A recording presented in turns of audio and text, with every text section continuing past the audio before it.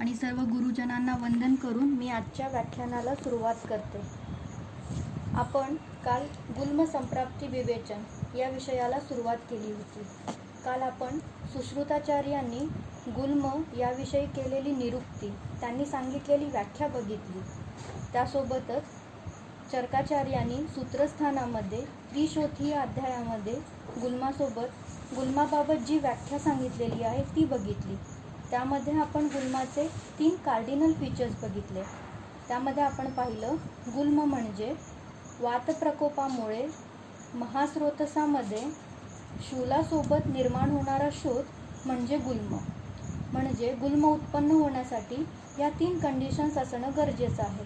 एक म्हणजे वातप्रकोप, दुसरा म्हणजे महास्रोतस, आणि 3 शूलासह शोथ उत्पन्न झाला की त्याला गुल्म असं चरकांनी सांगितलेलं आहे. त्याच्यानंतर आपण आचार्यांनी गुल्म उत्पत्ती संबंधी जी कथा सांगितलेली आहे ती अभ्यासली आणि त्याचं आजच्या काळात कशासोबत कोरिलेशन करता येईल हे देखील आपण पाहिलं. त्यानंतर आपण गुल्मनिदान या मूळ अध्यायाच्या सुरुवातीला ज्या प्रकारे आचार्यांनी विधी संप्राप्तीद्वारे सुरुवात केली आहे त्याबद्दल चर्चा केली. चरकांनी गुल्माचे 5 प्रकारच का सांगितले, द्वंद्वज प्रकारांची गणना का बरं नाही या ठिकाणी केली, त्यांनी वापरलेला निश्चय गुल्म, त्याची गंभीरता, त्याची विशेषता आपण बघितली. त्यानंतर अग्निवेशांनी विचारलेल्या प्रश्नांसंबंधी चर्चा करताना आपण रोगविशेषज्ञ आणि औषध विशेषज्ञ होण्याचं महत्त्व जाणून घेण्याबद्दल चर्चा केली. पुढे श्लोक नंबर 6 मध्ये वातप्रकोपाचे हेतू बघत असताना, आजच्या काळामध्ये रुग्ण इतिहास जाणून घेत असताना वैद्यांनी आपल्या संवाद कौशल्याद्वारे रुग्णाबद्दल त्याच्या हेतूंविषयी कशी माहिती जाणून घ्यायची त्याबद्दल चर्चा केली. आज आपण 7व्या श्लोकाद्वारे मूळ गुल्म संप्राप्तीला सुरुवात करूया. तर आपण श्लोक वाचूया. चरक निदानस्थान 3रा अध्याय, गुल्मनिदान अध्याय, पेज नंबर 209, श्लोक नंबर 7. श्लोक वाचूया. सप्रकुपितो वायुः महास्रोतो अनुप्रविश्य रोक्षात कठिनीभूतम आप्लुत्य पिंडितो अवस्थानं करोति हृदि बस्तौ पार्श्वयोन्याभ्यां व्या. सप्रकुपितो वायुः. सप्रकुपितो वायू म्हणजे वरती जे काही 6व्या श्लोकामध्ये वातप्रकोपाचे हेतू सांगितलेले आहेत, त्या हेतूंमुळे वाताचा प्रकोप होतो. सप्रकुपितो वायू, वाताचा प्रकोप होतो. म्हणजे नेमकं काय होतं, तर याचं विवेचन चरकाचार्यांनी सूत्रस्थानामध्ये 12व्या अध्यायामध्ये केलेलं आहे. चरक संहिता सूत्रस्थान 12वा अध्याय, श्लोक नंबर 7, पान नंबर 79. चरक संहिता सूत्रस्थान 12वा अध्याय, श्लोक नंबर 7, पान नंबर 79. या 7व्या श्लोकामध्ये चरकाचार्य म्हणतात, वातप्रकोपणानी खलु वृक्ष लघु शीत दारुण खर विशद शुशिरकराणि शरीराणां तथा विधेषु शरीरेषु वायुः आश्रयं गत्वा अप्यायमानः प्रकोपम आपद्यन्ते. म्हणजे काय, वातप्रकोपाणी खलु वृक्षकराणि शरीराणां लघुकराणि शरीराणां. म्हणजे वातप्रकोपामुळे वृक्ष लघु शीत दारुण खर विशद सुशीर झालेल्या शरीरामध्ये वायूचं वहन होत असताना तथा विधेषु शरीरेषु वायुः आश्रयं गत्वा. म्हणजे काय की वायूच्या गतीला या ठिकाणी अडथळा उत्पन्न होतो. आश्रयं गत्वा याने आपल्याला इथे काय अर्थ गृहीत धरायचा आहे की वायूच्या गतीला या ठिकाणी अडथळा उत्पन्न होतो. म्हणजे जे काही निदानस्थानामध्ये 6व्या श्लोकामध्ये वातप्रकोपाचे हेतू सांगितलेले आहेत त्यांचं सेवन केल्यामुळे वायूच्या गतीला अडथळा उत्पन्न होतो आणि असा प्रकुपित झालेला वायू महास्रोतो अनुप्रविश्य, महास्रोतसामध्ये प्रवेश करतो आणि पुढे काय होतं, तर रोक्षात कठिनीभूतम आप्लुत्य. म्हणजे हा वायू आपल्या अतिरिक्त वृक्षतेमुळे महास्रोतसाला काठिण्य प्राप्त करून देतो. खाली टीकेमध्ये दिलेलं आहे की रोक्षात कठिनीभूतम इति महास्रोतो विशेषणम. म्हणजे रोक्षात कठिणीभूत ही संज्ञा जी आहे ही या ठिकाणी वातासाठी नाही तर महास्रोतसासाठी वापरलेली आहे. म्हणजे प्रकुपित झालेला वायू महास्रोतसामध्ये प्रवेश करून आपल्या अतिरिक्त वृक्षतेमुळे महास्रोतसाला काठिण्य प्राप्त करून देतो. महास्रोतस म्हणजे त्या ठिकाणी असलेले वेगवेगळे अवयव हे सर्व काही मातृज अवयव आहेत. म्हणजे पृथ्वी आणि आप महाभूताचं त्या ठिकाणी आधिक्य असणं अपेक्षित आहे. तर वायूच्या प्रकोपावस्थेमध्ये काय होतं तर आप महाभूताचं त्या ठिकाणी शोषणत्व होतं आणि आप गुण कमी होऊन पृथ्वी महाभूताचं त्या ठिकाणी प्राबल्य वाढतं आणि त्यामुळे महास्रोतसामध्ये काठिण्य हा गुण निर्माण होतो. कठीण हा या ठिकाणी पृथ्वी महाभूताचा गुण आहे हे आपण लक्षात घ्यायला पाहिजे. याबद्दल विवेचन चरकाचार्यांनी सूत्रस्थानाच्या 26व्या अध्यायामध्ये केलेलं आहे. सूत्रस्थान 26वा अध्याय श्लोक नंबर 11. चरक संहिता सूत्रस्थान 26वा अध्याय श्लोक नंबर 11.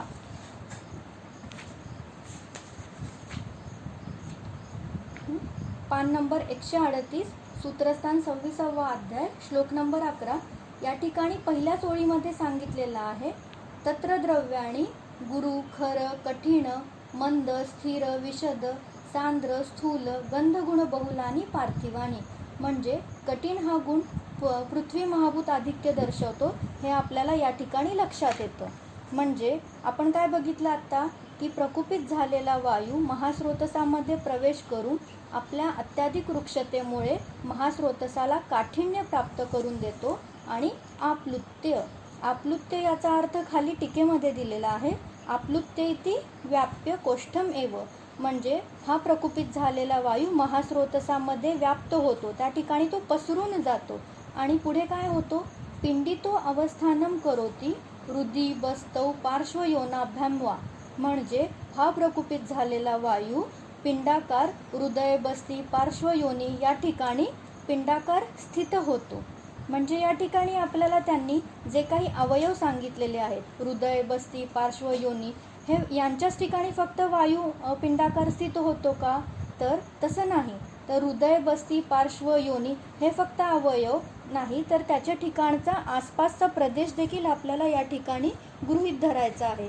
म्हणजे मॉडर्न सायन्सनुसार जे ॲब्डोमेनचे 9 भाग केले जातात त्या सर्व भागांमध्ये या ठिकाणी वायू पिंडाकार स्थित होतो. म्हणजे हृदय म्हणून इपिगॅस्ट्रिक रिजन, नाभी या अनुषंगाने हायपोगॅस्ट्रिक रिजन, त्यासोबतच लंबार आणि इलियाक रिजन हे सर्व रिजन आपण या ठिकाणी लक्षात घेतले पाहिजे.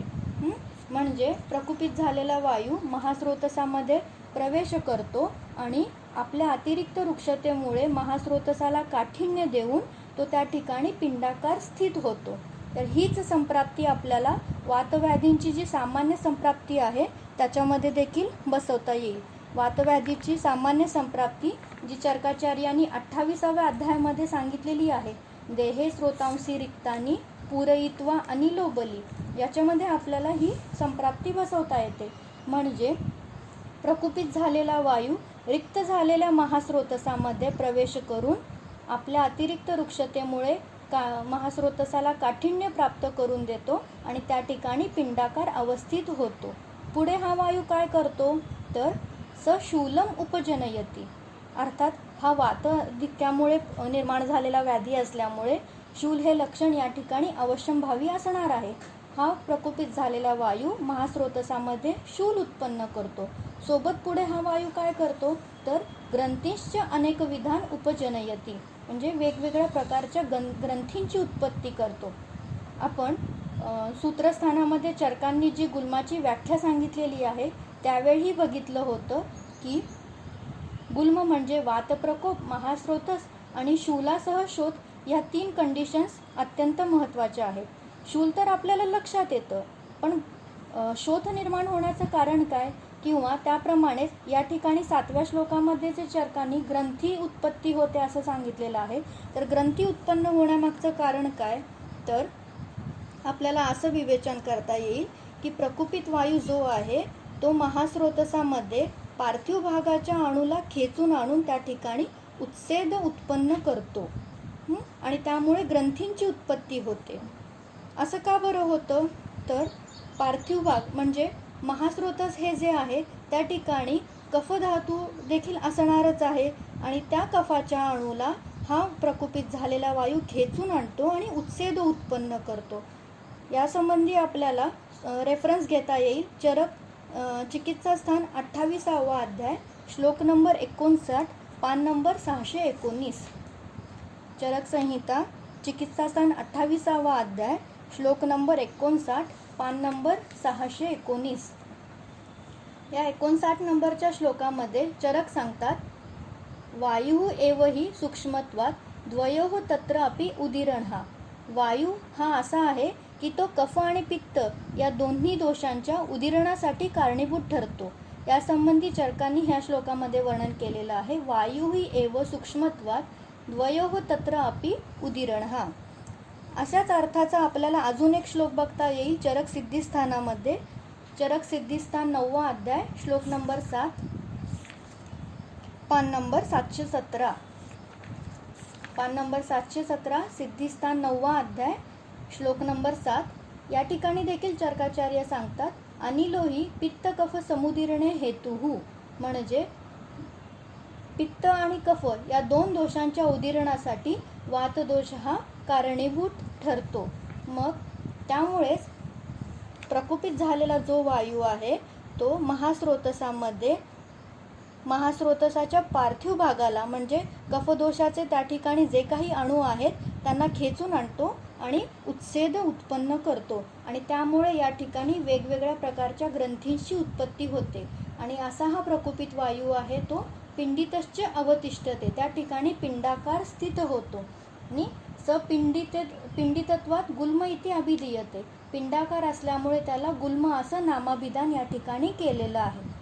अशा प्रकारे या श्लोकामध्ये सुरुवातीला चरकाचार्यांनी गुल्म संप्राप्ती सांगण्याचा प्रयत्न केला आहे. त्याच्यानंतर या ठिकाणी ते या वातज गुल्माचे विशेष विवेचन करत आहेत. म्हणजे या वातज गुल्मामध्ये निर्माण होणारी विशेष लक्षणं ते पुढे सांगत आहेत. मुहुः आधमती. आधमती म्हणजे काय तर टीकेमध्ये दिलेला आहे विस्तारी भवती. हा वातज गुल्म जो आहे तो विस्तार पावत जातो. त्याचा आकार एके ठिकाणी नाही आहे, तो स्टेबल नाही आहे, त्याचा आकार वाढत जातो. मुहुः अल्पत्वम आपद्यते. कधी त्याचा आकार कमी देखील होतो. अनियत विपुल अणुवेदनश्च भवती. म्हणजे काय तर त्या ठिकाणी होणाऱ्या वेदना या अनियत स्वरूपाच्या असतात. कधी विपुल म्हणजे कधी खूप वेदना होतात तर कधी अणुस्वरूपाच्या वेदना होतात. याचं कारण त्यांनी पुढे दिलेलं आहे चलत्वात वायोः. वायूच्या चलगुणामुळे हे असं घडून येतो. कधी त्याचा आकार वाढतो, कधी त्याचा आकार कमी होतो. त्याच्या ठिकाणी असणाऱ्या वेदना या अनियत स्वरूपाच्या असतात. कधी वेदना जास्त असतात तर कधी वेदना कमी असतात. त्यामुळे गुल्मचिकित्सा करत असताना वैद्यांना हे लक्षात आलं पाहिजे, त्यांनी हे लक्षात घेतलं पाहिजे की आपण देत असलेल्या चिकित्सेमुळे किंवा औषधी कल्पामुळे वेदना कमी होत आहेत की ते वाताच्या चलगुणामुळे वेदना कमी जास्त स्वरूपाच्या होत आहेत. ही गोष्ट वैद्यांनी चिकित्सा करताना लक्षात घेऊन त्या दृष्टीने पुढे योग्य ते चिकित्सा केली पाहिजे. त्याच्यानंतर पुढे म्हटलेलं आहे मुहुः पिपीलिका संप्रचार इव अंगेषु. म्हणजे रुग्णाला शरीरातून मुंग्या चालत असल्याप्रमाणे वाटतं. म्हणजे हे सार्वदेहिक वात प्रकोपाचं लक्षण आहे असं आपल्याला म्हणता येईल. असंच सेम लक्षण आपल्याला मांसावृत्त वाताच्या ठिकाणी दिसायला मिळतं. म्हणजे यासंबंधी विवेचन केलं आहे चरकाचार्यांनी.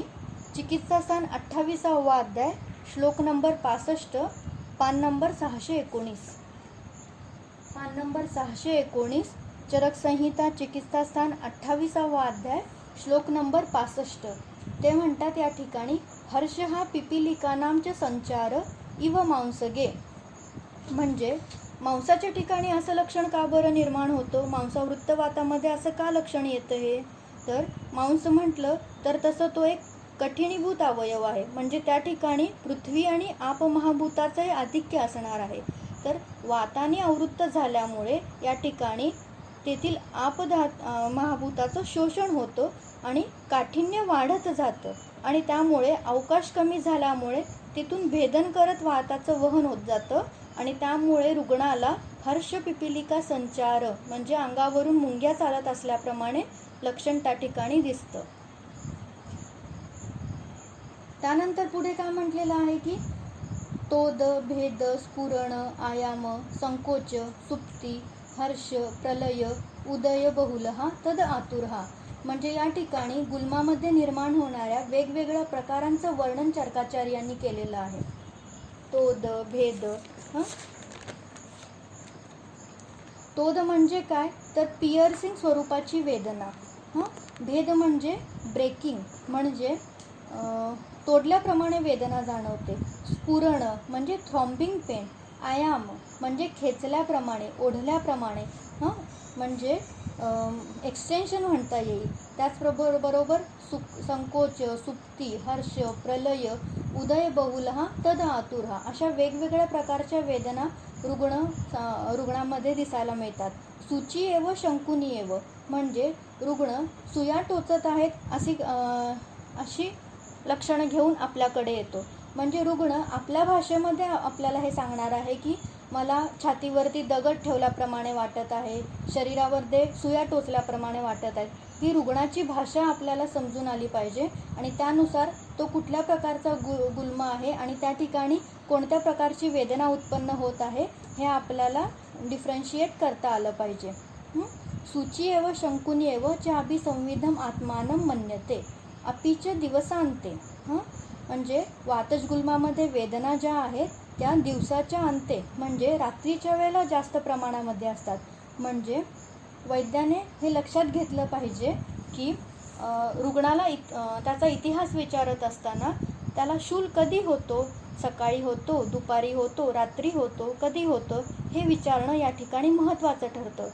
दिवसांते म्हणजे रात्रीच्या वेळेला वातदोषाचं आधिक्य असतं आणि या ठिकाणी वातदोषाला अनुकूल परिस्थिती असल्यामुळे शूल हा आपोआप या ठिकाणी या वेळेला जास्त असणार आहे. पुढे म्हटलेलं आहे ज्वर्यते म्हणजे अन्नपचनाच्या शेवटी वातज गुल्मामध्ये शूल हा जास्त प्रमाणामध्ये होतो. असं का बरं होतो तर अन्नपचनाचा शेवटचा काल म्हणजे तिसरा अवस्थापाक, कटू अवस्थापाक या काळामध्ये वातदोषाचं प्राबल्य हे अत्याधिक प्रमाणामध्ये असतं आणि त्यामुळे अन्नपचनाच्या शेवटी वातगुल्मामध्ये शूल जास्त प्रमाणामध्ये दिसून येतं. शुष्यतीचे अस्य म्हणजे वातजगुल्मामध्ये वाताच्या अत्याधिक वृक्षतेमुळे मुखशुष्कता हे लक्षण देखील दिसून येतो. उच्छ्वासश्च उपरुद्यते उच्छ्वासामध्ये देखील त्रास होतो असं सांगितलेलं आहे. त्यानंतर रुष्यंतीच्या अस्य रोमाणी वेदनाया प्रादुर्भावे म्हणजे अत्याधिक वेदनेमुळे रुग्णाला रोमहर्ष हे देखील लक्षण दिसून येतं असं या ठिकाणी सांगितलेलं आहे. अशा प्रकारे 7व्या श्लोकामध्ये चरकांनी सुरुवातीला वातजगुल्माची संप्राप्ती आणि त्याच्यानंतर त्याचं विशेष वर्णन केलेलं आहे. म्हणजे त्याचं स्वरूप कसं आहे, त्याचा आकार कधी कमी होतो, वाढतो, त्या ठिकाणी वेदना या कधी कमी तर कधी जास्त असतात.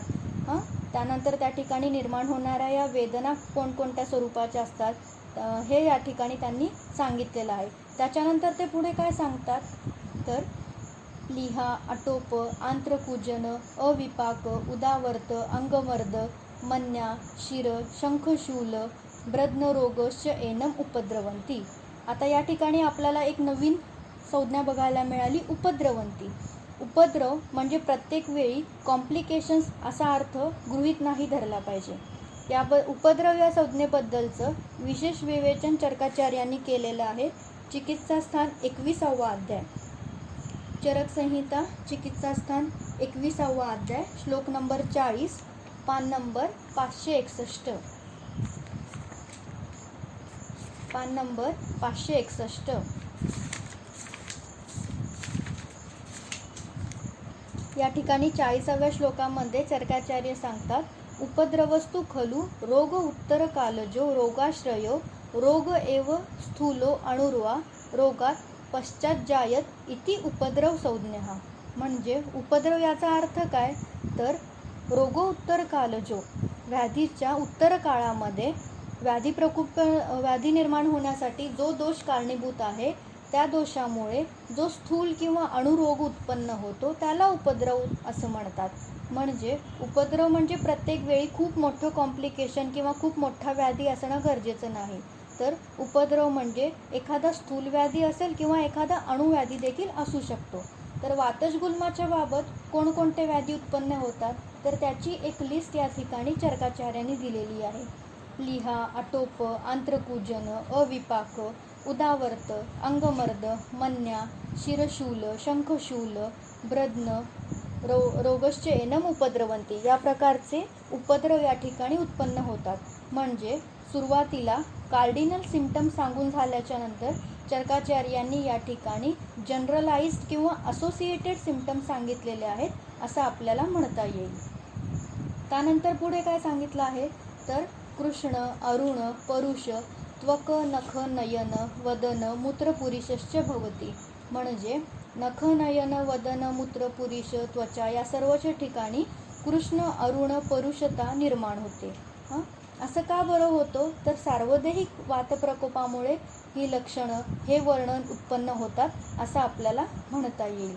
त्याचबरोबर आपल्याला काय लक्षात येईल की मूत्राच्या ठिकाणी देखील अत्याधिक वातप्रकोपामुळे अल्पमूत्रता, कृच्छ्रमूत्रता ही लक्षणं दिसू शकतात. त्याचसोबत पुरुषामध्ये काय होईल तर त्यातील पुरुषामधील जलीय अंश कमी झाल्यामुळे त्या ठिकाणी हार्ड स्टूल, कॉन्स्टिपेशन यांसारखी लक्षणं देखील आपल्याला दिसायला मिळतील. पुढे काय म्हटलेलं आहे निदानोक्तानि च अस्य न उपशेरते विपरीतानि च उपशेरत इति वातगुल्मः. म्हणजे वरती जे काही हेतू सांगितलेले आहेत त्या हेतूंचं सेवन केल्यामुळे उपशय मिळणार नाही आणि या उलट गुणाच्या हेतूंचं सेवन केलं तर उपशय मिळेल इति वातगुल्मः. अशा प्रकारे या एकंदरीत 7व्या श्लोकामध्ये चरकाचार्यांनी वातजगुल्माची संप्राप्ती, त्यानंतर वातजगुल्मामध्ये निर्माण होणारे कार्डिनल सिम्पटम्स आणि त्याच्यानंतर त्या ठिकाणी निर्माण होणारे जनरलाइज्ड सिम्पटम्स सांगितलेले आहेत. आपण पुढे बघूया श्लोक नंबर 8 आणि 9. या ठिकाणी चरकाचार्यांनी पित्तजगुल्माबद्दल वर्णन केलेलं आहे. आपण श्लोक वाचूया. श्लोक नंबर 8. तैहि एव तु कर्शनैहि कर्षितस्य. म्हणजे आता आपण 6व्या श्लोकामध्ये जसं बघितलेलं की यदा पुरुषो वातलो विशेषेण, या ठिकाणी वातप्रकोप होण्यासाठीची बेसिक रिक्वायरमेंट, बेसिक कंडिशन सांगितलेली होती की यदा पुरुषो वातलो विशेषेण, ज्या पुरुषाच्या शरीरामध्ये वाताची ऑलरेडी वृद्धी झालेली आहे किंवा वाताधिक्य असणाऱ्या पुरुषाने, असं चरकांनी 6व्या श्लोकामध्ये सांगितलेलं. त्याचप्रमाणे ते 8व्या श्लोकामध्ये काय म्हणत आहेत तैहि एव तु कर्शनैहि कर्षितस्य. म्हणजे 6व्या श्लोकामध्ये जे कार्शत्व उत्पन्न करणारे जे काही हेतू सांगितलेले आहेत त्या हेतूंच्या सेवनामुळे कृश झालेली व्यक्ती, अशा व्यक्तीने काय सेवन केलं तर आम्ल, लवण, कटुक, क्षार, उष्ण, तीक्ष्ण, शुक्त, व्यापन्न, मद्य, हरितकफल, आम्लानां विदाहिनांच शाक, धान्य, मांसादीनां उपयोगात, अजीर्णात, अध्यशनात, रोक्षात अनुगते च आमाशये, वमनम अतिवेलम, संधारणम, वात आतपौ च अतिसेवमानस्य पित्तम सह मारुतेन प्रकोपम आपद्यते. म्हणजे या ठिकाणी काय म्हणता येईल की 6व्या श्लोकामध्ये सांगितलेल्या कार्शत्व उत्पन्न करणाऱ्या हेतूंच्या सेवनामुळे कृश झालेली व्यक्ती जेव्हा आम्ल, लवणादी हेतूंचं सेवन करते त्यावेळी तिच्या शरीरामध्ये पित्ताचा प्रकोप होतो. आता या ठिकाणी झालेला हा पित्ताचा प्रकोप स्वतंत्र प्रकोप म्हणायला हवा, कारण या ठिकाणी काय होतं तर पित्ताच्या समान गुणामुळेच समान गुणाच्या हेतूचं सेवन केल्यामुळे इथे पित्ताचा प्रकोप झालेला आहे आणि त्यामुळे इथे घडणारा पित्त प्रकोप हा स्वतंत्र प्रकोप म्हणायला हवा. याचं विवेचन चरकाचार्यांनी विमानस्थानाच्या 6व्या अध्यायामध्ये केलेलं आहे. चरकसंहिता विमानस्थान 6वा अध्याय, श्लोक नंबर 11, पान नंबर 225. विमानस्थान 6वा अध्याय, श्लोक नंबर 11, पान नंबर 225.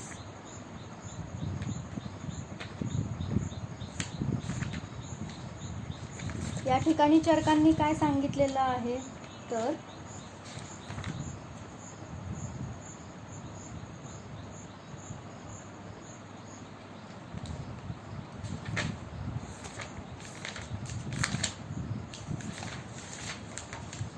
पान नंबर 254, चरकसंहिता विमानस्थान 6वा अध्याय, श्लोक नंबर 11, पान नंबर 254. या ठिकाणी काय म्हटलेलं आहे तर 11व्या श्लोकामध्ये तत्र अनुबंधकृतो विशेषः स्वतंत्रो व्यक्तलिंगो यथोक्त समुत्थान प्रशमो भवती अनुबंध्यः तद्विपरीतलक्षणः तु अनुबंधः. म्हणजे दोषाचे जे गुण आहेत त्याच गुणात्मक हेतूंचं सेवन केल्यामुळे जेव्हा त्याचा प्रकोप होतो आणि त्याला जेव्हा जी चिकित्सा सांगितलेली आहे त्याच चिकित्सेने तेव्हा त्याचा प्रशम होतो, तेव्हा त्याला अनुबंध्य म्हणजे असं म्हटलेलं आहे. म्हणजे हा स्वतंत्र दोष प्रकोप आहे असं चरकांनी इथे सांगितलेलं आहे. म्हणजे आता या निदानस्थानामध्ये आत्ता आपण जो श्लोक बघत आहोत 8व्या श्लोकामध्ये आम्ल लवणादी हे जे काही हेतू सांगितलेले आहेत. आवाज येतोय का? हॅलो. हां, 8व्या नंबरच्या श्लोकामध्ये हे जे सांगितलेलं आहे की आम्ल लवणादी हेतूंमुळे जो या ठिकाणी पित्ताचा प्रकोप होत आहे तो स्वतंत्र प्रकोप आहे, कारण पित्ताच्या समान गुणात्मक हेतूंचं सेवन केल्यामुळे इथे पित्ताचा प्रकोप होतो आणि म्हणून तो स्वतंत्र प्रकोप आहे. पण याच्या ठिकाणी आपण काही दुसरेही हेतू बघत आहोत, जसं की संधारण किंवा अध्यशन. यामुळे काय होतं तर ही वातप्रकोपाची लक्षणं सांगितलेली आहेत आणि त्यामुळे इथे जर पित्ताचा असा प्रकोप होत असेल तर तो परतंत्र स्वरूपाचा पित्त प्रकोप म्हणायला हवा. तर अशा हेतूंचं सेवन केल्यामुळे काय होतं तर पित्तम सह मारुतेनं प्रकोपम आपद्यते. म्हणजे कार्शत्व असलेल्या व्यक्तीनं ह्या हेतूंचं सेवन करणं म्हणजे ऑलरेडी वातप्रकोप आहे आणि त्यानंतर पित्ताचा स्वतंत्र आणि परतंत्र अशा दोन्ही प्रकारे प्रकोप करणाऱ्या हेतूंचं सेवन केल्यामुळे पित्त आणि वात या दोघांचाही प्रकोप होतो. आणि पुढे काय होतं तर रोक्षात अनुगतेचे आमाशय. म्हणजे काय होतं तर वायू पित्ताच्या अणूला खेचून आणतो. म्हणजे काय होतं तर ही संप्राप्ती आपल्याला वातव्याधीची जी सामान्य संप्राप्ती आहे त्यामध्ये बसवता येईल. देहे स्रोतांसी रिक्तानी पूरयित्वा अनिलो बली. म्हणजे रिक्त असलेल्या महास्रोतसामध्ये वायूचं पूरण होतं, त्याप्रमाणे या ठिकाणी रिक्त असलेल्या आमाशयामध्ये वात जो आहे तो पित्ताच्या अणूला खेचून आणतो. पुढे काय होतं तर तत्प्रकुपितं मारुत आमाशय एकदेशे संवर्त्य तान एव वेदना प्रकारान उपजनयती य उक्ता वातगुल्मे. म्हणजे प्रकुपित झालेला वायू आमाशयामध्ये संवर्त्य म्हणजे काय तर व्याप्त करणे, पसरून जाणे. प्रकुपित झालेला वायू आमाशयाला व्याप्त करून टाकतो आणि त्या ठिकाणी ज्या काही आपण आता 7व्या श्लोकामध्ये वातजगुल्मासाठी वेगवेगळ्या प्रकारच्या वेदना बघितल्या त्या वेदनांची उत्पत्ती करतो. पित्तम तु एनम विदहती कुक्षौ हृदय उरसी कंठेच. म्हणजे या पित्तामुळे कुक्षी, हृदय, उर, कंठ या प्रदेशामध्ये विदाह उत्पन्न होतो. सविदह्यमानः सधूमम इव उद्गारम उद्गिरती अम्लान्वितम. म्हणजे विदाहामुळे मुखातून धूम निघत असल्याप्रमाणे वाटते किंवा अम्लोद्गार उत्पन्न होतात. पुढे काय म्हटलेलं आहे गुल्मावकाशश्च दह्यते. म्हणजे गुल्माचा जो अवकाश आहे त्या ठिकाणी दाह उत्पन्न होतो. दुयते म्हणजे पीडा उत्पन्न होते. धुप्यते म्हणजे धूपन केल्याप्रमाणे वाटते. उष्मायते त्या ठिकाणी उष्मा जाणवतो. स्विद्यती म्हणजे स्वेदन केल्याप्रमाणे गरम वाटते. क्लिद्यती म्हणजे त्या ठिकाणी क्लेदत्व जाणवतं. शिथिलता उत्पन्न होते. त्याचबरोबर इव स्पर्शासह अल्परोमांचश्च भवती. म्हणजे स्पर्शासहत्व हे एक वेगळं लक्षण या ठिकाणी म्हणता येईल. टेंडरनेस, स्पर्शासहत्व हे या ठिकाणी पित्ताच्या प्रकोपामुळे निर्माण होणारं लक्षण आपल्याला म्हणता येईल. त्याचबरोबर अल्परोमांचश्च वातजगुल्मामध्ये आपण काय बघितलं तर या ठिकाणी विशेष करून ऋष्यंतीच्या अस्य रोमाणी हे लक्षण सांगितलेलं आहे, तर पित्तजगुल्मामध्ये अल्परोमांचश्च हे लक्षण सांगितलेलं आहे. तर ही झाली पित्तजगुल्माच्या ठिकाणी सांगितलेली कार्डिनल सिम्पटम्स. त्याबरोबर पुढे चरकाचार्य काय सांगतायत तर ज्वर, भ्रम, दवथू, पिपासा, गल, तालू, मुखशोष, प्रमोह, विडभेदश्च एनम उपद्रवंती. पुन्हा एकदा या ठिकाणी चरकाचार्यांनी उपद्रव ही संज्ञा वापरलेली आहे. म्हणजे हे जे काही ज्वरादी व्याधी सांगितलेले आहेत, ज्वरादी लक्षणं सांगितलेली आहेत, ती पित्तजगुल्मामध्ये निर्माण होणारे असोसिएटेड सिम्पटम्स किंवा जनरलाइज्ड सिम्पटम्स असं आपल्याला म्हणता येईल. पुढे काय सांगितलेलं आहे तर हरित, हरिद्र, त्वख, नख, नयन, वदन, मूत्रपुरीशश्च भवती. म्हणजे त्वख, नख, नयन, वदनादी ठिकाणी हरित, हरिद्र वर्ण म्हणजे पित्त प्रकोपामुळे हे लक्षण उत्पन्न होतं. निदानोक्तानि च अस्य न उपशेरते विपरीतानि उपशेरत इति पित्तगुल्मः. म्हणजे या ठिकाणी हेतूंचं सेवन केल्यामुळे उपशय मिळत नाही, तर हेतूच्या गुणात विपरीत गुणाच्या या विपरीत गुणांच्या हेतूंचं सेवन केल्यामुळे उपशय मिळतो इति पित्तगुल्मः.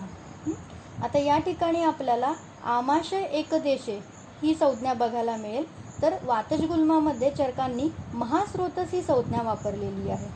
पुढे आपण बघितलं तर श्लोक नंबर 11 म्हणजे कफजगुल्माची संप्राप्ती सांगताना देखील चरकाचार्यांनी आमाशय ही संज्ञा वापरलेली आहे.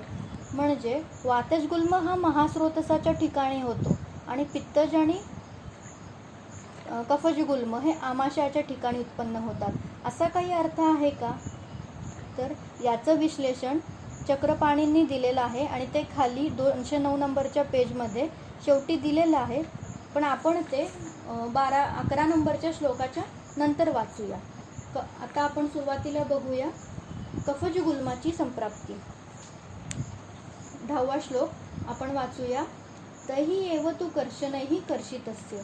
या ठिकाणी पुन्हा एकदा 6 नंबरच्या श्लोकामध्ये जे काही कार्शत्व उत्पन्न करणारे हेतू आहेत त्या हेतूंच्या सेवनामुळे शरीरामध्ये जे कृशत्व निर्माण झालेलं आहे अशा व्यक्तीने पुढच्या हेतूंचं सेवन केलं तर म्हणजे कोणते हेतू तर अत्यशनात, अतिस्निग्ध, गुरु, मधुर, शीत अशनात, पिष्ट, इक्षु, क्षीर, तिलमाश, गुड विकृती, अतिसेवनात, मंदक, मद्य, अतिपानात, हरितक, अतिप्रणयनात, अनुप, औदक, ग्राम्य मांस अतिभक्षणात, संधारणात, बुभुक्षस्य च अतिप्रगाढम उदपानात, संशोभनात वा शरीरस्य श्लेष्मासह मारुतेन प्रकोपम आपद्यते. म्हणजे या ठिकाणी काय सांगितलेलं आहे की कार्शत्व उत्पन्न करणाऱ्या हेतूंच्या सेवनामुळे जेव्हा कृशता आलेली आहे आणि अशा व्यक्तीने जे काही अत्यशनात, अतिस्निग्ध वगैरे हेतू सांगितलेले आहेत त्या हेतूंचं सेवन केल्यामुळे त्याच्या शरीरामध्ये कफाचा प्रकोप होतो. आणि हा जो प्रकोप आहे तो कफाचा स्वतंत्र प्रकोप आहे.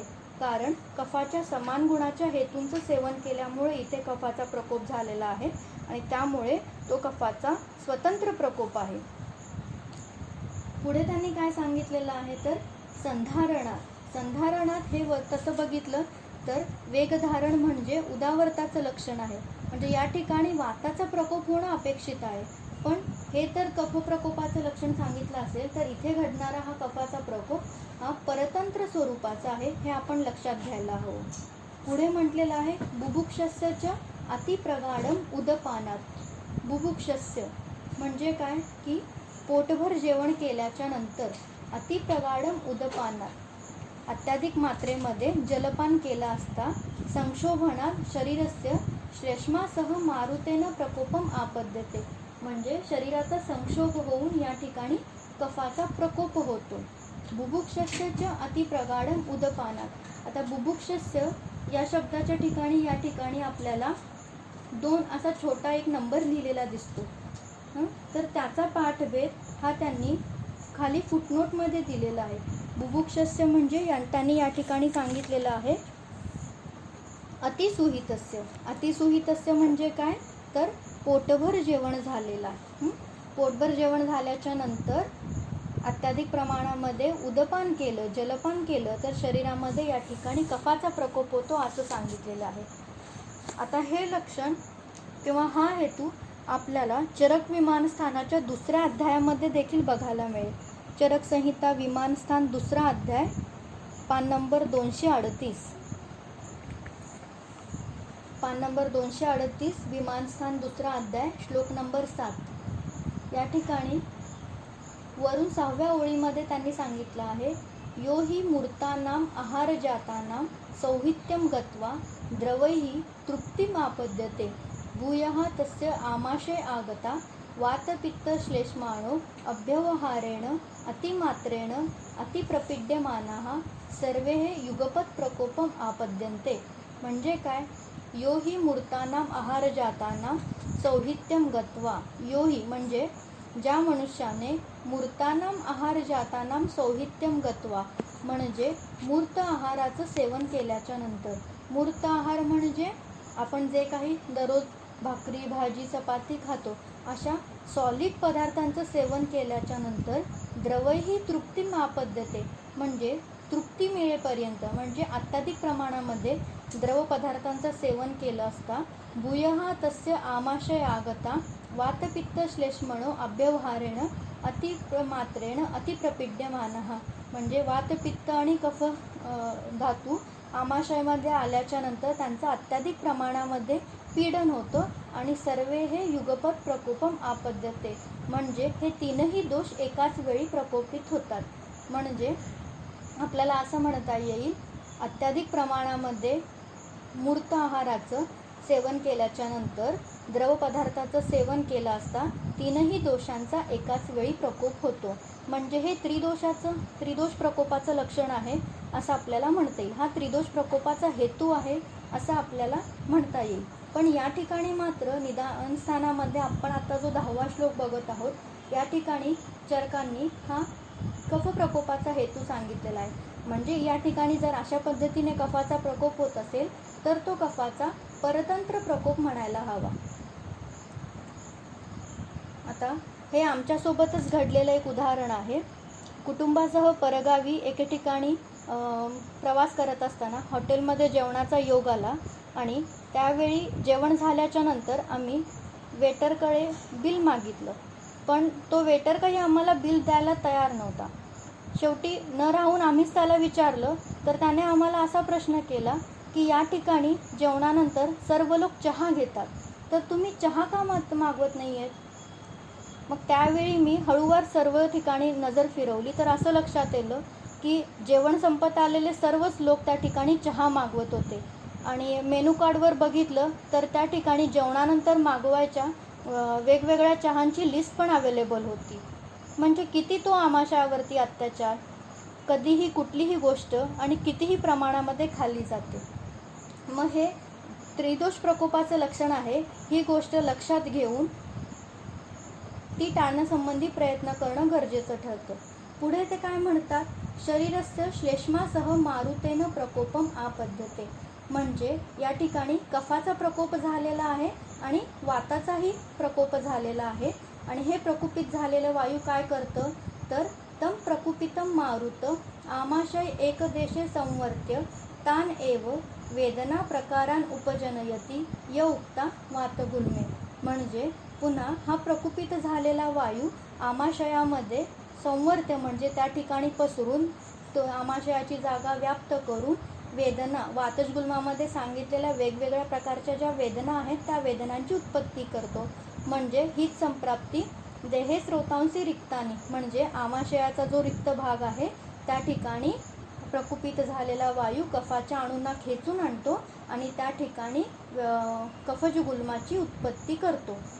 त्या ठिकाणी मग पुढे त्यांनी काय सांगितलेलं आहे की श्लेष्मा तू अस्य शीतज्वर अरोचक अविपाक अंगमर्द हर्ष हृद्रोग छर्दी निद्रा आलस्य स्थैमित्य गौरव शिरोअभिताप अनुपजनयती.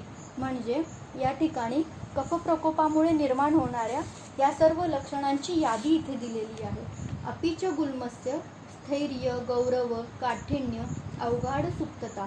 म्हणजे गुल्माचा जो भाग आहे त्या ठिकाणी स्थैर्य गौरवत्व काठिण्य अवघाड सुप्तता ही लक्षणं देखील बघायला मिळतात. त्याचप्रमाणे तथा कास श्वास प्रतिश्चायान राजयक्ष्माणं च अतिप्रवृद्ध. म्हणजे कास श्वास प्रतिशा राजयक्ष्मा यांसारखे असोसिएटेड सिम्पटम्स देखील इथे उत्पन्न होतात असं आपल्याला म्हणता येईल. पुढे त्यांनी म्हटलेलं आहे श्वैत्यम त्वक नख नयन वदन मूत्रपुरीशेषु उपजनयती, म्हणजे त्वक नख नयन वदनादी यांच्या ठिकाणी श्वेतवर्ण प्राप्त होतो. पुढे म्हटलेलं आहे निदानोक्तानी चास्य न उपशीरते विपरीतानी च उपशेरत इति श्लेष्मगुल्मः, म्हणजे हेतूंचं सेवन केल्यामुळे उपशय मिळत नाही, तर याच्या विपरीत गुणाच्या हेतूंचं सेवन केल्यामुळं उपशय मिळतो. इति श्लेष्मगुल्मः. तर आता आपण आधी एक संज्ञा बघायची राहिली होती आपली, जी चरकाचार्यांनी 9व्या श्लोकामध्ये आणि 11व्या श्लोकामध्ये म्हणजे पित्तज गुल्माची संप्राप्ती सांगताना आणि कफज गुल्माची संप्राप्ती सांगताना वापरलेली आहे की आमाशय एकदेशे. आमाशय म्हणजे काय, तर याचं विवेचन चरकाचार्यांनी विमानस्थानाच्या 2ऱ्या अध्यायामध्ये केलेलं आहे. चरकसंहिता विमानस्थान 2रा अध्याय, श्लोक नंबर 17, पान नंबर 240. पान नंबर 240 चरकसंहिता सूत्र विमानस्थान 2रा अध्याय, श्लोक नंबर 17. नाभिः स्तनांतरम जंतोः आमाशय इति स्मृतः. आमाशय म्हणजे काय, तर नाभी आणि स्तन यांच्या मधील प्रदेश याला चरकांनी आमाशय असं म्हटलेलं आहे. पण आता आपण वातजगुल्म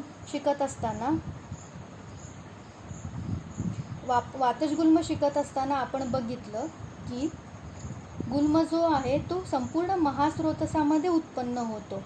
पण या ठिकाणी आमाशय म्हटलं तर नाभी आणि स्तन यांचा प्रदेश अपेक्षित आहे. मग वातजगुल्म हा महास्रोतसाच्या ठिकाणी होतो आणि पित्तज आणि कफज गुल्म हे आमाशयाच्या एका भागामध्ये उत्पन्न होतात, असा याचा अर्थ आहे का, तर याचं विवेचन चक्रपाणींनी खाली दिलेल्या टीकेमध्ये केलेलं आहे. ते या ठिकाणी म्हणतात आमाशय एकदेशे संवर्ते अतिवचनात पित्तगुल्मस्य कफगुल्मस्य च बस्तीही स्थानम न भवती दर्शयती, म्हणजे आमाशय कफगुल्म आणि पित्तजगुल्म यांचं वर्णन करत असताना आमाशय एकदेशे अशी जी संज्ञा वापरलेली आहे त्याच्या अर्थाने तर नाभी आणि स्तन यांच्या प्रदेशच्या भागामध्ये हा कफज आणि पित्तजगुल्म उत्पन्न होतो असं लक्षात येतं. म्हणजे बस्तीच्या ठिकाणी हा हृदय आणि बस्तीच्या ठिकाणी हा पित्तज आणि कफजगुल्म उत्पन्न होत नाही असं चक्रपाणींचं मत आहे. म्हणजे ते काय म्हणतात, तर या ठिकाणी वापरलेल्या आमाशय एकदेश या संज्ञेवरून असा निष्कर्ष काढता येईल की हृदय आणि बस्तीच्या ठिकाणी कफज आणि पित्तजगुल्म होत नाही, ते प्रायः आमाशयाच्या एका भागामध्ये होतात.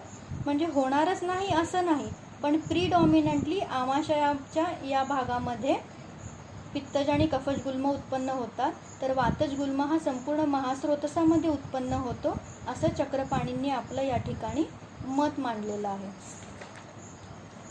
तर अशा प्रकारे आपण क्रमाक्रमाने वातजगुल्म, पित्तजगुल्म आणि कफजगुल्म यांचं वर्णन बघत असताना सुरुवातीला त्यांची घडून आलेली संप्राप्ती, त्याच्यानंतर त्यांचे कार्डिनल सिम्पटम्स, मग असोसिएटेड सिम्पटम्स आणि त्याच्यानंतर त्यांचा उपशय अनुपशय यांच्याबद्दल माहिती घेतली.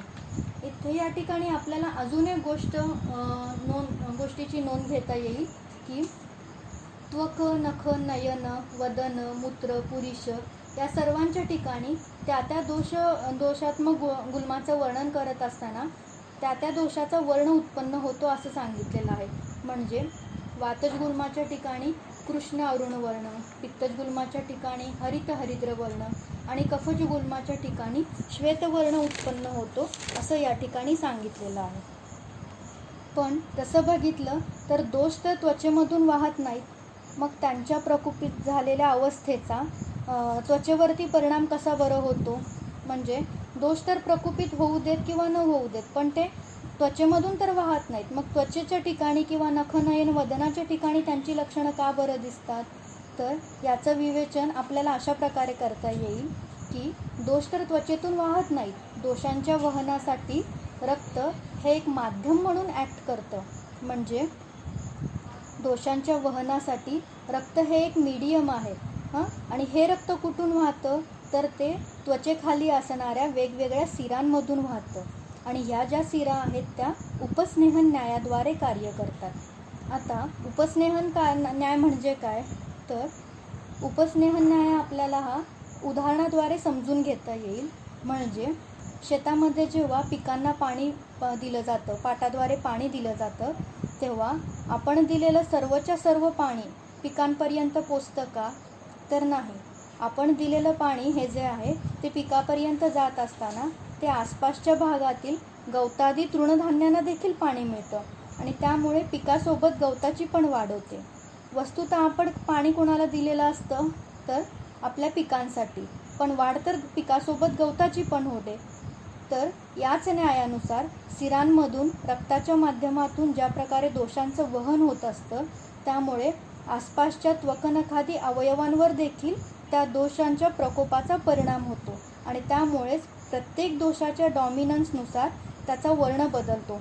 म्हणजे ज्या दोषाचा प्रकोप झालेला असेल त्यानुसार त्याचा वर्ण त्यांना प्राप्त होतो. त्यामुळे त्वक, नख, नयन, वदन याच्या सर्व ठिकाणी वातज गुल्मामध्ये कृष्ण अरुण वर्ण, पित्तज गुल्मामध्ये हरित हरिद्र वर्ण आणि कफज गुल्मामध्ये श्वेतवर्ण उत्पन्न होतो. तर ही देखील गोष्ट आपण या ठिकाणी लक्षात घेतली पाहिजे. आपण पुढे बघूया. श्लोक नंबर 12, त्रिदोष गुल्म. श्लोक वाचूया. त्रिदोष हेतू लिंग सन्निपातेतु सन्निपातिकम गुल्मम उपदिशन्ति कुशलाः. त्रिदोष हेतू लिंग सन्निपात. सन्निपात म्हणजे काय? तर चरकाचार्यांनी विमानस्थानाच्या 6व्या अध्यायामध्ये याचं वर्णन केलेलं आहे. चरक संहिता विमानस्थान 6वा अध्याय, श्लोक नंबर 11, पान नंबर 254.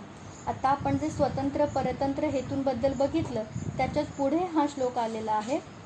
या श्लोकामध्ये दिलेला आहे, अनुबंध लक्षण समन्विताः तत्र यदि दोषा भवन्ति तत्रिकम सन्निपातम आचक्षते द्वयम वा संसर्गम.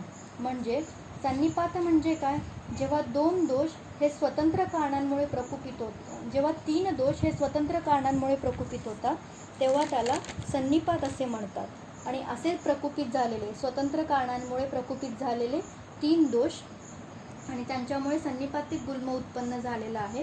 तर पुढे त्यांनी काय सांगितलेलं आहे की स व विप्रतिषिद्ध उपक्रमत्वात असाध्य निश्चय गुल्मः. आता या ठिकाणी विप्रतिषिद्ध या संज्ञेच्याही वरती आपल्याला एक लहानशा अक्षरामध्ये 4 नंबर लिहिलेला दिसतो आणि ह्याचं विवेचन त्यांनी खाली पाठभेद म्हणून केलेलं आहे फुटनोटमध्ये. विरुद्ध उपक्रमत्वात म्हणजे विप्रतिषिद्ध याचा अर्थ काय? विरुद्ध उपक्रम. आणि या विरुद्ध उपक्रमामुळे निश्चय गुल्म हा सन्निपातिक गुल्म जो आहे तो असाध्य म्हणून सांगितलेला आहे. असं का बरं?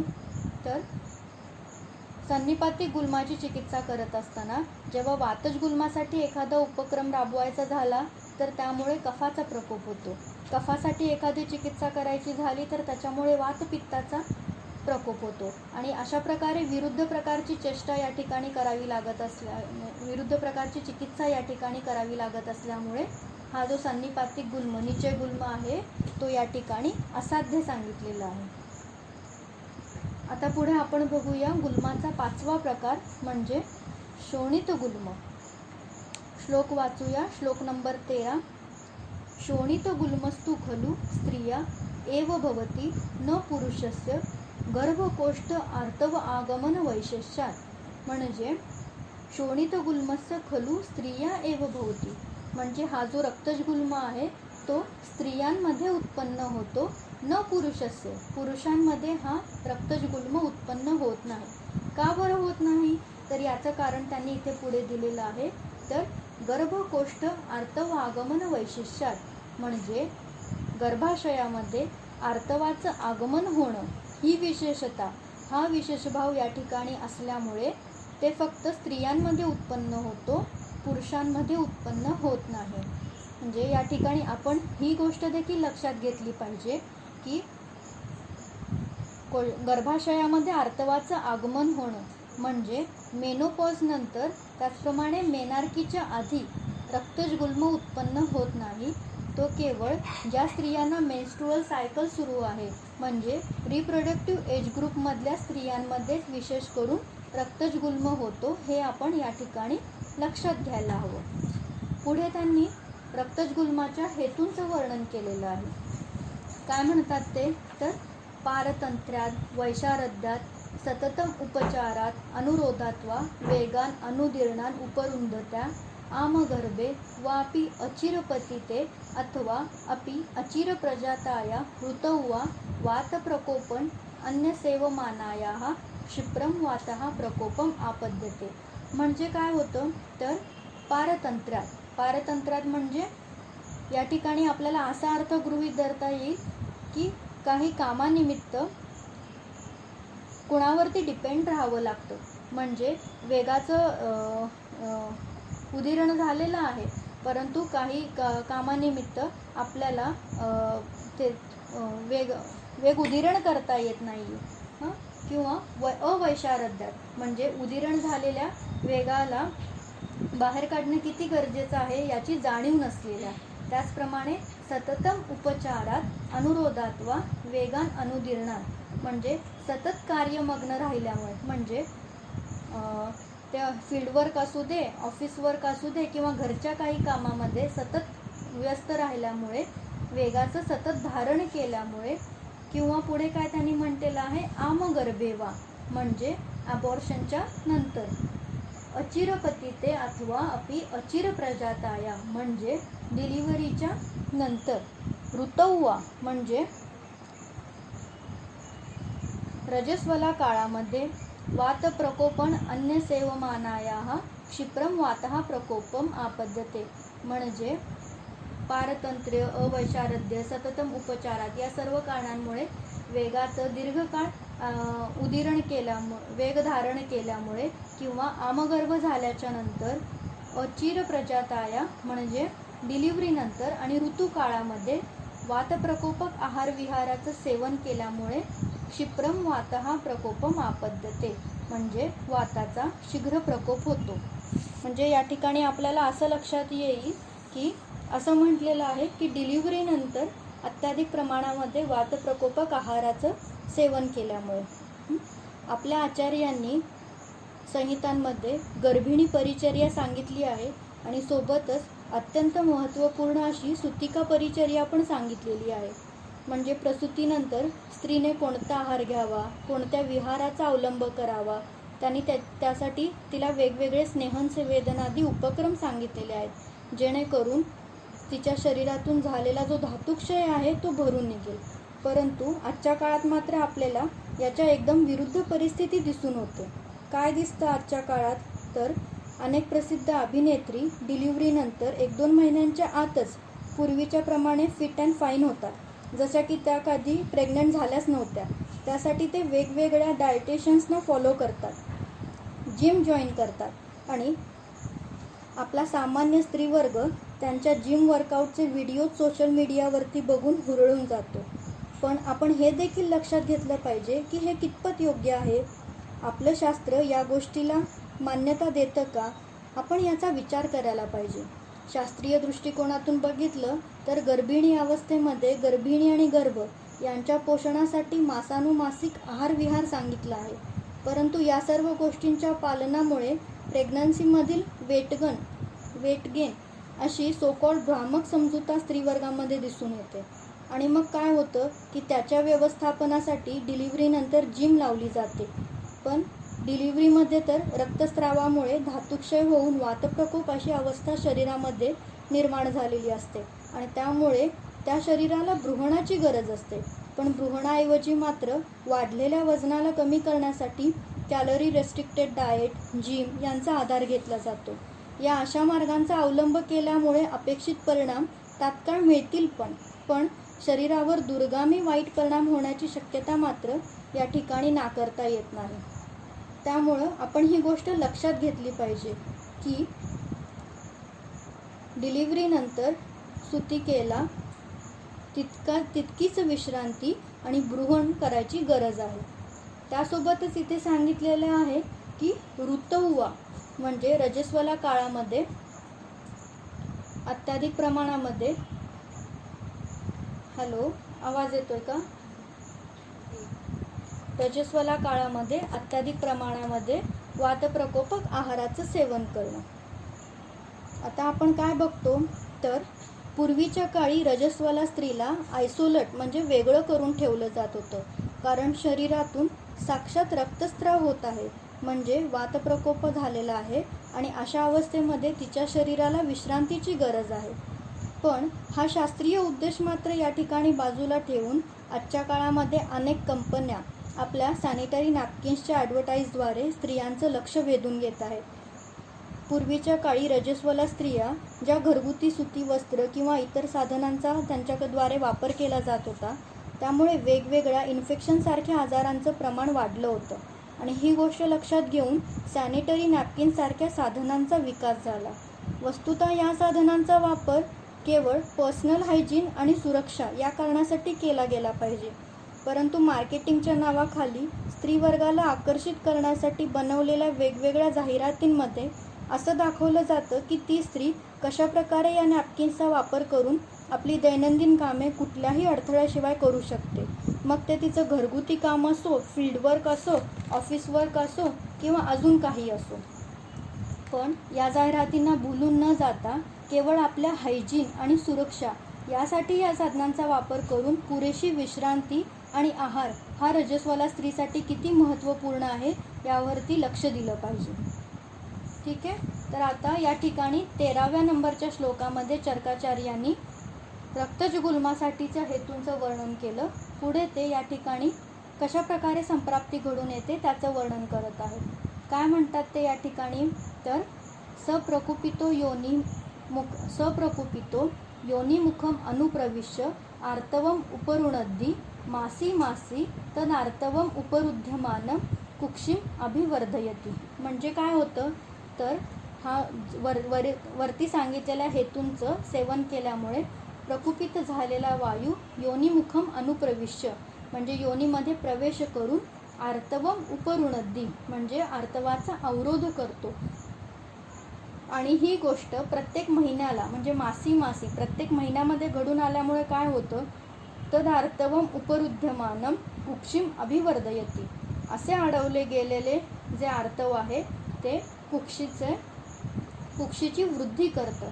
म्हणजे हेतुसेवनामुळे प्रकुपित झालेला वायू योनिमुखामध्ये प्रवेश करून आर्तवाचा अवरोध करतो आणि असे अडवले गेलेले जे आर्तव आहे ते प्रत्येक महिन्याला कुक्षीची वृद्धी करते. त्यामुळे काय होतं, कुठली लक्षणं उत्पन्न होतात, तर तस्याः शूल, कास, अतिसार, छर्दी, अरोचक, अविपाक, अंगमर्द, निद्रा, आलस्य, स्थैमित्य, कफप्रसेकाः समुपजायन्ते. म्हणजे आर्तवाचा अवरोध केल्यामुळे या ठिकाणी कुक्षीची वृद्धी होते आणि त्यानंतर ही सर्व लक्षणे उत्पन्न होतात. शूल, कास, अतिसार, छर्दी अशी या ठिकाणी लक्षणांची यादी चरकांनी दिलेली आहे.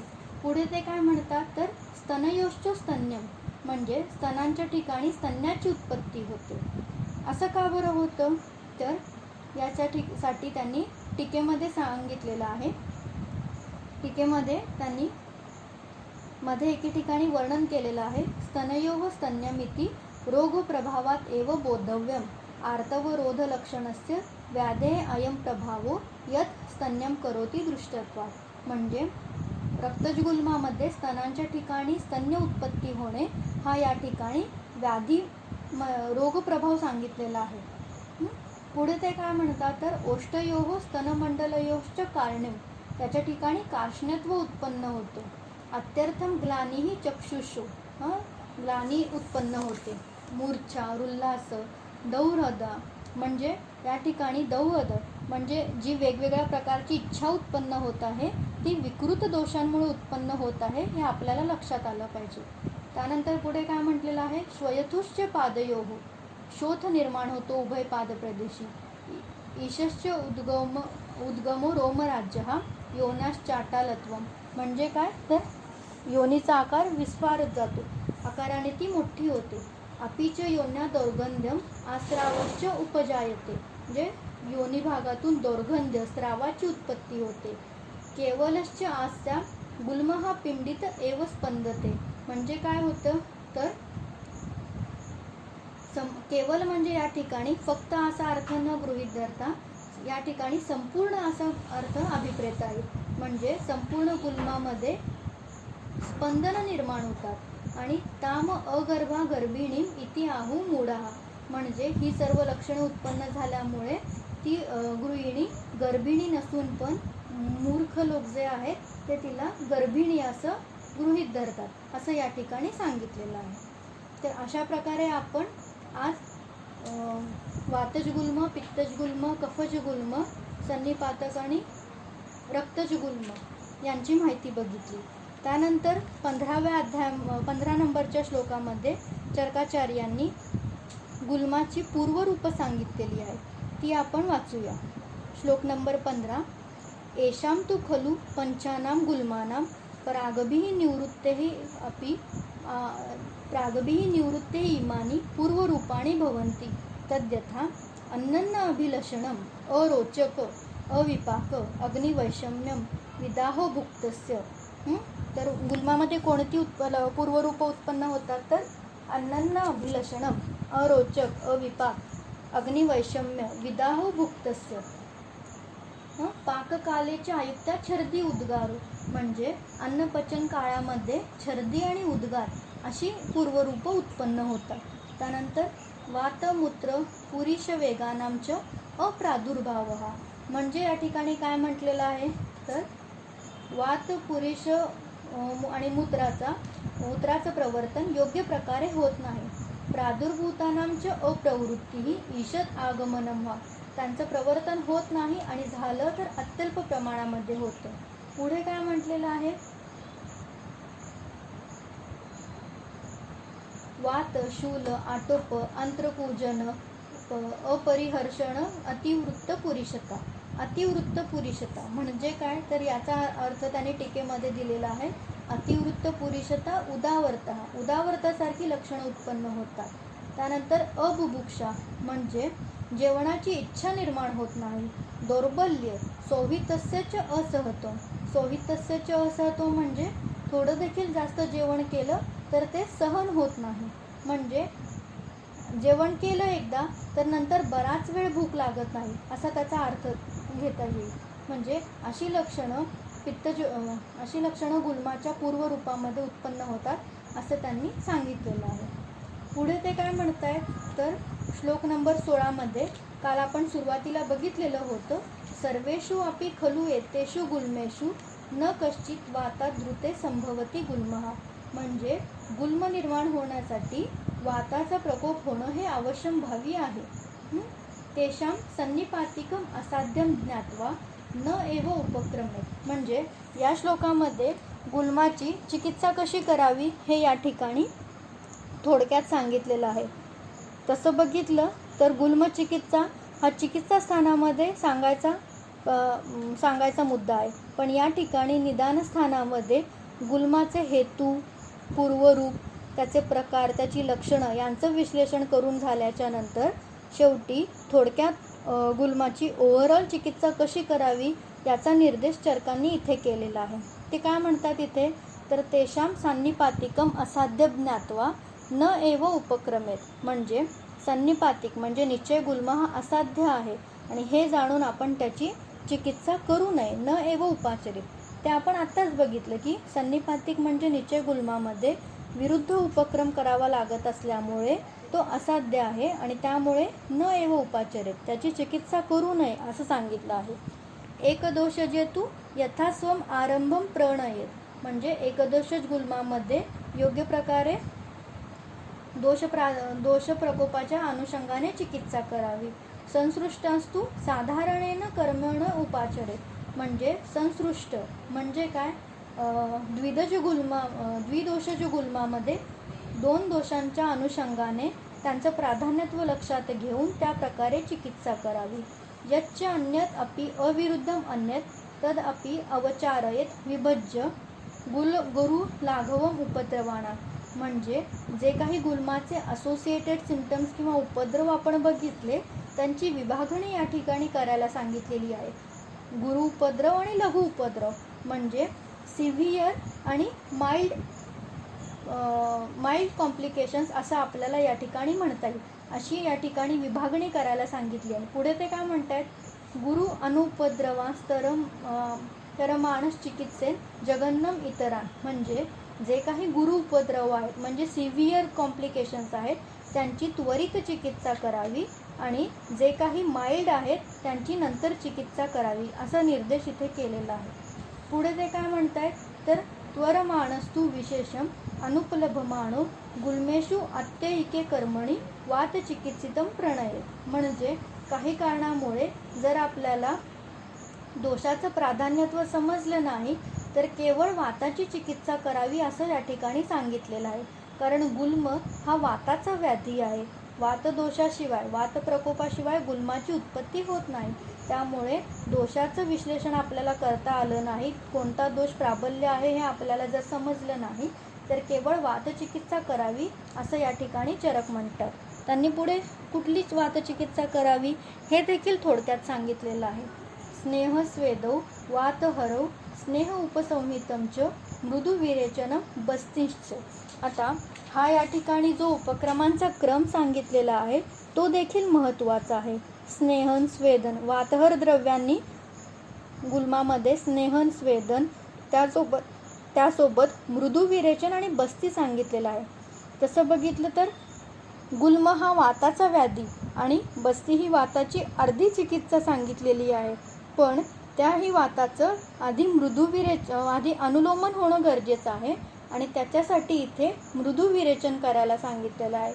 म्हणजे स्नेहन स्वेदन मृदू विरेचन बस्ती त्याचप्रमाणे आम्ल लवण मधुर रसात्मक द्रव्यांचा युक्तिपूर्वक वापर करून गुल्माची चिकित्सा करावी. पुढे ते काय म्हणत आहेत मारुतेही उपशांते स्वल्पेन अपि प्रयत्नेन शक्यो अन्यो अपि दोषो नियंतुं गुल्मेषु इति. म्हणजे मारुतेही अपि उपशांते वाताची शांती झाल्याच्या नंतर वाताचा प्रशम होणं वाताची शांती होणं म्हणजे नेमकं काय होणं तर आपण बघितलं होतं वाताचा प्रकोप होतो म्हणजे वायू आश्रयम गत्वा वाताच्या गतीला अडथळा निर्माण होतो आणि मग त्यामुळे वाताचा प्रशम होणं उपशय होणं म्हणजे काय तर हा वाताच्या गतीला जो काही अडथळा उत्पन्न झाला आहे तो दूर होणं. आणि त्यामुळे काय होतं तर वाताच्या गतीला जो अडथळा उत्पन्न झालेला आहे तो दूर झाल्यामुळे स्वल्पेन अपि प्रयत्नेन शक्यो अन्यो अपि दोषो नियंतुं गुल्मेषु इति. म्हणजे वाताच्या गतीला जो अडथळा होता तो दूर झाल्यामुळे वाताचा प्रशम झाल्यामुळे अल्पशाही प्रयत्नाने जो काही अन्य दोषांचा प्रकोप असेल तो दोष देखील दूर होतो. त्यामुळे ते पुढच्या श्लोकांमध्ये त्यांनी असंच सांगितलेलं आहे की गुल्म नाम अनिल शांतीही उपायही गुल्मी नाम अनिल शांतीही उपायही सर्वशो विधिवत आचरितव्या.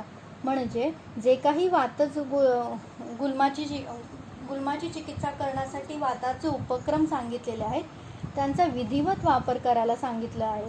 कारण केवळ स्नेहनस्वेदन कशाही प्रकारे केलं आणि पेशंटला रुग्णाला उपशय मिळाला नाही अशी तक्रार करून उपयोग नाही. कारण त्या ठिकाणी आपण जे काही चिकित्सा उपक्रम रुग्णाला करत आहोत ते विधिवत होत आहेत की नाहीत याच्या ठिकाणी लक्ष देणंही महत्त्वाचं आहे. गुल्मी नाम अनिल शांती उपायही सर्वशो विधिवत आचरितव्या. म्हणजे गुल्मामध्ये वाताच्या शांतीसाठी जे काही चिकित्सा उपक्रम आपण करत आहोत ते विधिवत योग्य प्रकारे होणं महत्त्वाचे आहे. आणि त्यामुळे मारुतेही अवजिते अन्यम उदीर्णम दोषम अल्पमपि कर्म निहन्य. आणि अशा प्रकारे वातावरती विजय मिळवला वाताचा प्रशम झाला तर इतर प्रकोपित झालेले दोष जे आहेत ते देखील अल्प किंवा बाकीच्या अल्पशा चिकित्सेमुळे त्यांचा देखील उपशय होऊ शकतो. त्यामुळे पुढे ते म्हणतात तत्र श्लोकः संख्यानिमित्त रूपाणी पूर्वरूपम अथापीच दिष्टम निदाने गुल्मानाम एकदेशश्च कर्मणा. म्हणजे अशा प्रकारे त्यांनी गुल्म निदान या अध्यायामध्ये गुल्माची संख्या संप्राप्ती त्याचे हेतू रूप पूर्वरूप या सर्वांचं विवेचन केलं. इति अग्निवेश कृते तंत्रे चरक प्रतिसंस्कृते निदानस्थाने गुल्मनिदानम नाम तृतीयो अध्यायः. अशा प्रकारे हा अध्यायाचा आपण शेवट करूया. धन्यवाद. तर व्याख्यानाच्या शेवटी मी आपल्या सर्वांचा आभार मानते आणि त्यासोबतच काही शंका असतील तर त्यांनी ग्रुपवरती मेसेज करावा. मी त्या पद्धतीने चिंतन करून त्यावर उत्तर देण्याचा प्रयत्न करेन. सोबतच मी आमचे गुरु डॉक्टर कुलकर्णी सर यांचं आभार मानू इच्छिते की ते सतत अशा विविध उपक्रमांद्वारे आम्हाला कार्यक्षम बनवण्यासाठी प्रयत्नशील असतात. धन्यवाद सर. Thank you ma'am. तसेच मी आपले सर्वांचेही आभार मानते शांतपणे लेक्चर ऐकल्याबद्दल. मॅमने सांगितल्याप्रमाणे सगळ्यांनी ज्या काही शंका असतील त्या ग्रुपवर मॅम त्यांचं शंका निरसन करतील.